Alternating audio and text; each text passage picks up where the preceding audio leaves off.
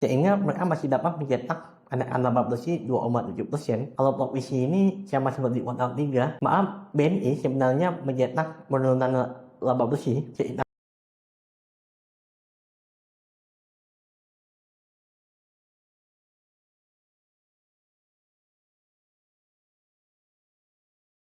halo semuanya, kembali bersama saya, Wijaya. Pada 31 Desember 2024, total aset Bank BNI mengalami kenaikan 4% secara year on year atau secara tahunan. Sedangkan secara kuartalan naik 5,8% menjadi sebesar 1.129 triliun rupiah. Penyaluran kredit naik 11,6% secara year on year dan 5,6% secara kuartalan menjadi 775 triliun rupiah. Dengan komposisi 56,8% untuk segmen korporasi, 12,9% untuk segmen menengah, dan 9,8% untuk segmen usaha kecil. Sedangkan 18,4% untuk consumer, 2,1% sisanya berasal dari perusahaan anak. Selama 2024, terlihat BNI lebih menjaga risiko terjadi pengurangan komposisi penyaluran kredit segmen usaha kecil dan menengah yang masing-masing turun 10,8% dan 2% secara year on year. Untuk pinjaman emada UAM non pool sebenarnya masih bertumbuh ya, 4,4%. Tapi pinjaman pool itu sendiri belum signifikan, yakni sebesar 24,8% secara year on year. Sedangkan penyaluran kredit atau pinjaman segmen korporasi naik 17,6% secara year on year, dengan rincian perusahaan swasta bertumbuh signifikan 20,4% dan BUMN 11,1%. Pinjaman consumer tumbuh 14,5% secara year on year, dengan APL bertumbuh 13,8%, kredit tanpa agunan 14,6%. Rata-rata bunga pinjaman BNI selama 2024 sebesar 7,7%, turun 10 basis point dibandingkan dengan rata-rata pada tahun 2023. Sedangkan dari kualitas asetnya, untuk bank only, NPL dari level korporasi dapat ditekan sekitar 20 basis point dari 0,9% per Desember 2023 menjadi 0,7% per Desember 2024. Pada kuartal 2 dan kuartal 3, NPL cepat mengalami kenaikan, tetapi pada kuartal terakhir berhasil ditekan. Tidak heran mengapa BNI menganggap dengan menambah penyaluran kredit segmen operasi memiliki risiko yang paling kecil dibandingkan dengan segmen lainnya. Setelah itu untuk segmen menengah mengalami perbaikan dibandingkan dengan tahun 2023, turun sekitar 30 basis point menjadi 5,7%. Hal ini berbeda dengan segmen usaha kecil ya, yang NPL-nya mengalami kenaikan sebesar 100 basis point jadi 4,5%. Tanda pihak ketiga yang dihimpun BNI pada kuartal 4 tahun 2024 secara konsolidasian turun 0,6% secara year on year, tapi bila dibandingkan secara kuartalan mengalami kenaikan 4,6% menjadi 805,5 triliun rupiah. Dana mula juga turun 2,5% secara year on year, tapi bila dibandingkan secara kuartalan mengalami perbaikan 4,1% menjadi sebesar 563,3 triliun rupiah. Hal ini membuat rasio jasa mengalami penurunan 130 basis point secara tahunan dan 40 basis point secara kuartalan menjadi 69,9%. Hal ini dapat menunjukkan bahwa BNI melalui berjalan yang lebih berat pada tahun 2024 dibandingkan dengan 2023, meskipun pembiayaan terhadap deposito pada semester 2 lebih kecil dibandingkan dengan semester 1-nya, tetapi nilai deposito terdapat signifikan, terutama pada kuartal terakhir tahun 2024. Dari laporan laba ruginya, pendapatan bunga BBNI naik 8,3% secara year on year menjadi 66,5 triliun rupiah. Tetapi biaya bunga naik signifikan 29,2% secara year on year, sehingga margin bunga bersih mengalami penurunan 1,9% menjadi 40,4 triliun rupiah dari sebelumnya 41,2 triliun rupiah. Pendapatan berbasis biaya naik 10,2% secara year on year menjadi 16,2 triliun rupiah. Jadi fee income ini adalah laba BNI dari aktivitas operasional yang non bunga, seperti contohnya biaya transfer bank, biaya administrasi rekening, biaya operasi mata uang asing, dan sebagainya. Kenaikan signifikan ini menurut pihak BNI didorong oleh penggunaan pada produk waddle up mereka. Bila pendapatan berbasis biaya ini di breakdown, peningkatan yang besar terjadi pada pembayaran iuran BPOP dan bill payment sebesar 23% secara year on year.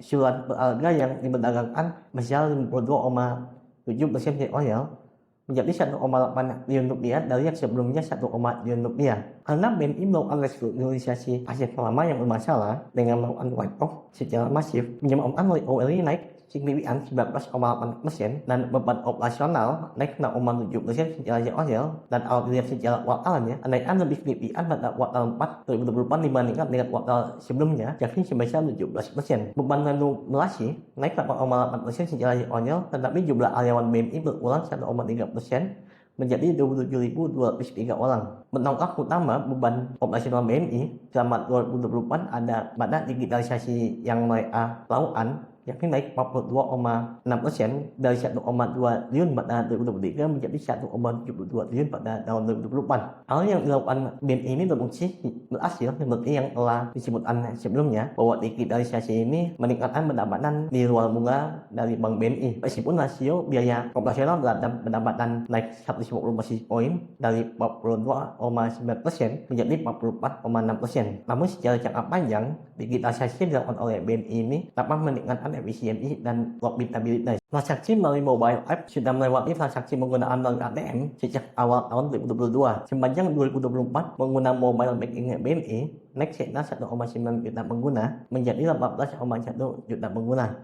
Iurannya aplikasi Wordle App pada 2024 menambah jumlah pengguna dari aplikasi tersebut saja sebanyak 5,3 juta pengguna. Sehingga total pengguna BNI mobile menjadi 23,4 juta pengguna. Hal ini membuat frekuensi transaksi naik signifikan 50,9% menjadi 1,5 miliar transaksi dengan nilai transaksi meningkat menjadi 38,7% menjadi 1.687 triliun rupiah. Lapak operasional sebelum rincian kerugian turun 0,4% menjadi 34,82 triliun dari yang sebelumnya 34,97 triliun yang artinya turun sekitar 150 miliar. Provisi atau penyisian turun 10,7%. Menurut BNI, hal ini dikarenakan pendapatan tak terduga dari subsidi sebesar 500 miliar rupiah sehingga provisi diturunkan secara signifikan serta mereka melakukan write-off pada Sritek Group dengan melakukan penambahan cadangan terlebih dahulu. Provisi yang turun signifikan tersebut membuat PATMI menjadi naik single digit sebesar 2,7% menjadi 21,4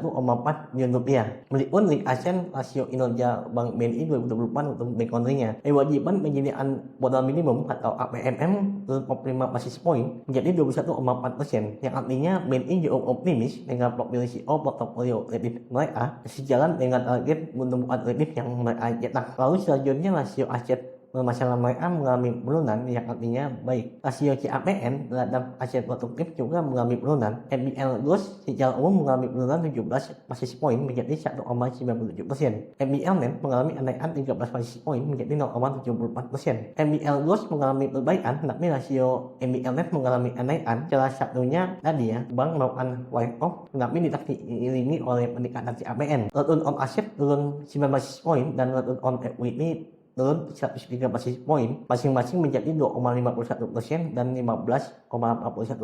Return on asset di atas 12 untuk ukuran Big Bang sudah dibilang bagus. Net interest margin atau NIM mengalami penurunan 34 basis point menjadi 4,2% dan beban operasional terhadap pendapatan operasional atau POPO mengalami naik 165 basis point menjadi 70,05%. Cost to income ratio juga mengalami kenaikan ya akibat biaya digitalisasi yang dilakukan oleh BNI secara masif sepanjang tahun 2024. Loan to deposit ratio meningkat saja 1026 basis point menjadi 96,7%. Kenaikan ini artinya BNI menyalurkan kredit dalam jumlah yang lebih besar dibandingkan dengan pertumbuhan dana pihak ketiganya. Angka ini sedikit di atas rentang ideal 70-90% untuk rasio loan to deposit ratio ini, yang artinya risiko dari likuiditas BNI yang cukup tinggi.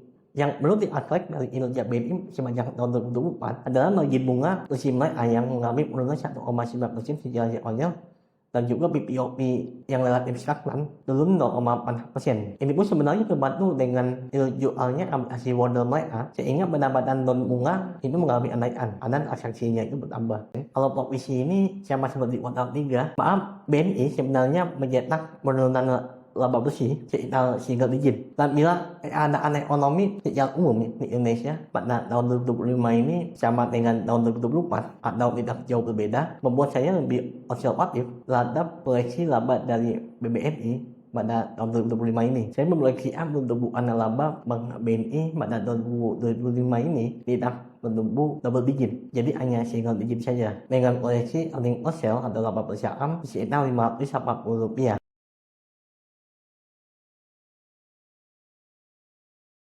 Hal ini sejalan dengan guidance 2025 dari manajemen BNI dengan target pertumbuhan kredit yang lebih rendah dibandingkan dengan capaian 2024. Untuk 2025, guidance-nya itu sebesar 8 hingga 10%. NIM untuk bank only sebesar 4 hingga 4,2%, lebih kecil ya dibandingkan dengan capaian 2024. Cost kredit sekitar 1% dari yang sebelumnya 1,1%. Dengan pertumbuhan laba yang melambat dibandingkan dengan 5 atau 10 tahun sebelumnya, maka saya memberikan rasio BI 10 kali sebagai valuasi yang wajar untuk saham BBNI. Tidak seperti 5 atau 10 tahun yang lalu yang saham BBNI dihargai dengan rasio BI sekitar 13 hingga 15 kali. Maka dengan posisi earning per share Rp540 dialihkan dengan BI 10 kali dinamakan nilai wajar saham BBNI sebesar Rp5.800.